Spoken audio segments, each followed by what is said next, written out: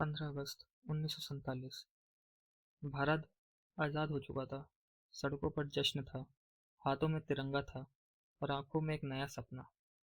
लेकिन उस दिन, उसी रात, भारत अपने सबसे बड़े खतरे के सामने खड़ा था। यह खतरा अंग्रेजों का नहीं था। यह खतरा बाहर से नहीं, अंदर से था। आज़ादी के वक्त भारत एक देश नहीं था।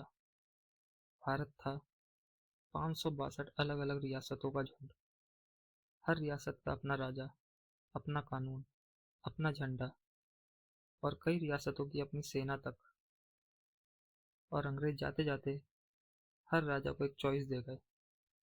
भारत के साथ आओ, पाकिस्तान के साथ जाओ, या फिर बिल्कुल आज़ाद रह जाओ।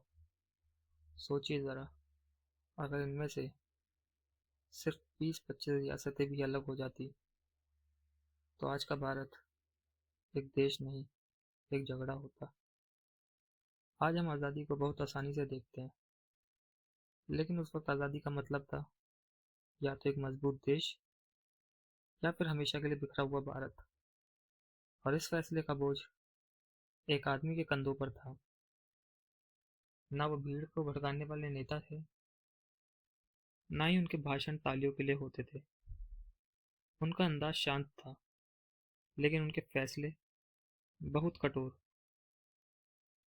इस आदमी का नाम था सरदार वल्लभ भाई पटेल। शहीदनामा पर हम सिर्फ बलिदान की कहानी नहीं सुनाते, यहाँ हम उन फैसलों की बात करते हैं जो देश को बनाते हैं। और पटेल की कहानी तलवार की नहीं, जिम्मेदारी की कहानी है। पटेल जानते थे, अगर रियासतें अलग हो गईं तो आज़ादी का मतलब सिर्फ झंडा बदलना रह जाएगा।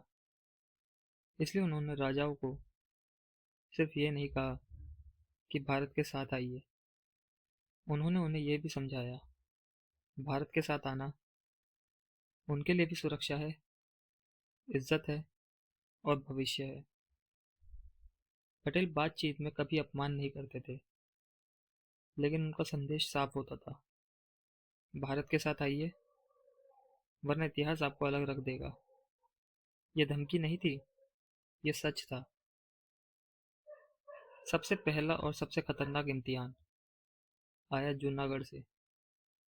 एक छोटी सी रियासत, लेकिन फैसला बहुत बड़ा। राजा मुस्लिम था, प्रजा हिंदू थी, और राजा ने फैसला किया पाकिस्तान के साथ जाने का। जूनागढ़ सिर्फ एक जगह नहीं था।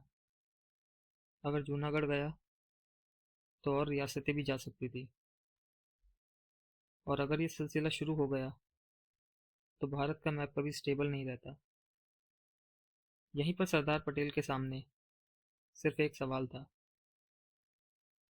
अगर आज एक रियासत को छोड़ दिया तो कल कैसे रोकेंगे बाकी को।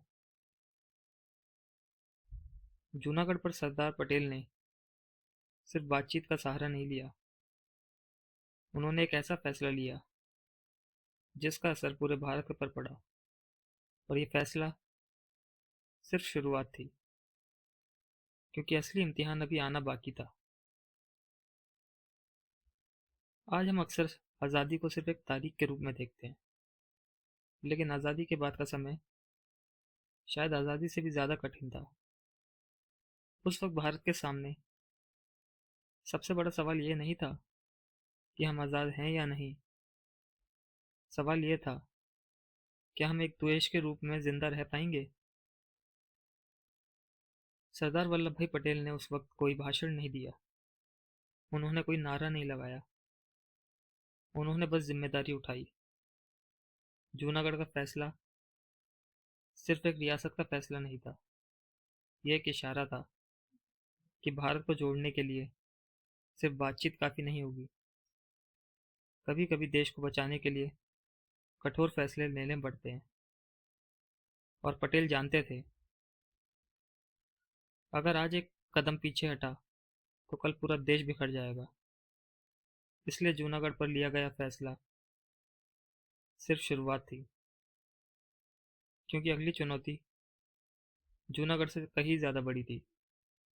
एक ऐसी रियासत जहाँ टकराव था, डर था, और पूरा भारत सांस रोक कर देख रहा था।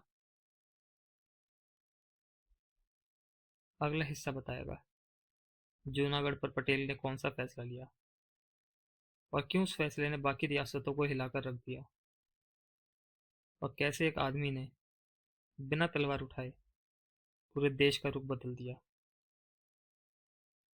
ये कहानी सिर्फ इतिहास की नहीं है, ये कहानी है फैसलों की, जिम्मेदारी की, और उस बोझ की जो कुछ लोग चुपचाप उठा लेते हैं।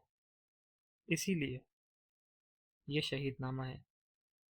अगर आप इस कहानी को समझना चाहते हैं, अगर आप जानना चाहते हैं कि भारत को असली जोड़ने वाला कौन था, तो अगला हिस्सा मत मिस कीजिएगा।